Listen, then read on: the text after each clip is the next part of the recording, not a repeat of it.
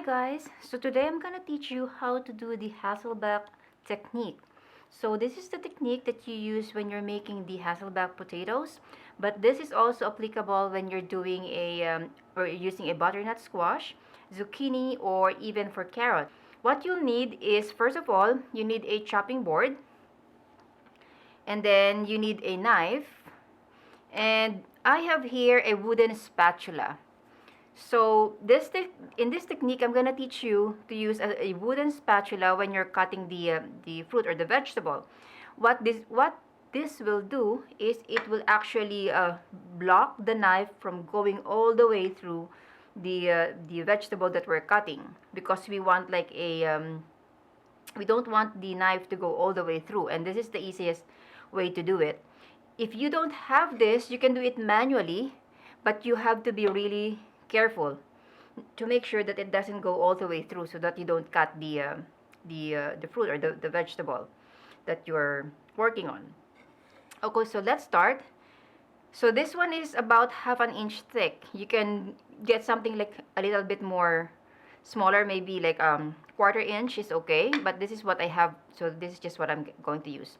So the first thing that we need to do is to start cutting it. I would say about half an inch. So you see what's happening here? The knife is actually not going all the way through. So it gives you the safety that you will not have the problem of cutting all the way through the vegetable. And just do this until you reach the end. And even if you don't control your cutting and just push it down, there's really no worry that you're gonna cut the vegetable all the way, right? Because of the spatula that's blocking it. So I'm just cutting it about an 1/8 inch thick. So if you have a spatula that has like even a thinner handle, that'll be better. So this one is half an inch. So I think 1/3 inch will be ideal. 1/4 will be too close to the end. Now let's just, and then while you're doing it, make sure to just push the spatula so that it doesn't move.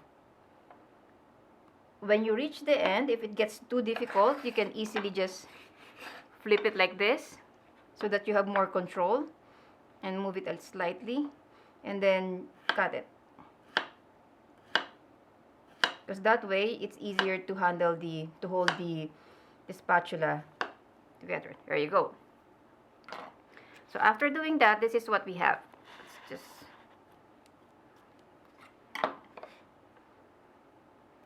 you see, now we have the beautiful even cut zucchini. Okay, so now we've already did the Hasselback technique for this zucchini. So the next step is to just brush this with some olive oil and mix of herbs and spices. So you can definitely make your own mixture of oil and herbs, but I'm gonna leave in the recipe, in the post, what I used for this one. So basically it's just like, olive oil and some oregano and thyme, or sometimes I make it like Italian seasoning. Sometimes it just varies. It's very flexible. So what you need to do is to just make sure that you brush even the in between.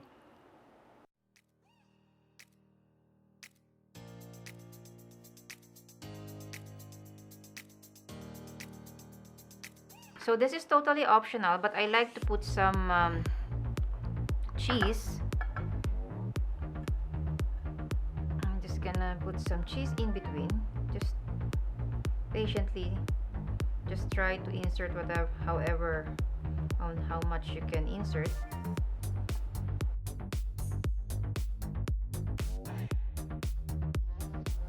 Okay, just to show you how it looks like after baking.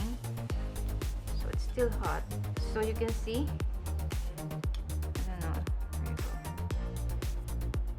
So you have the nice slices. So you can serve this with tahini sauce, tzatziki, or even hummus. So this is a good idea for a side dish. There you go. So that's how you make a Hasselback zucchini. Thank you for watching, and until next time. Bye!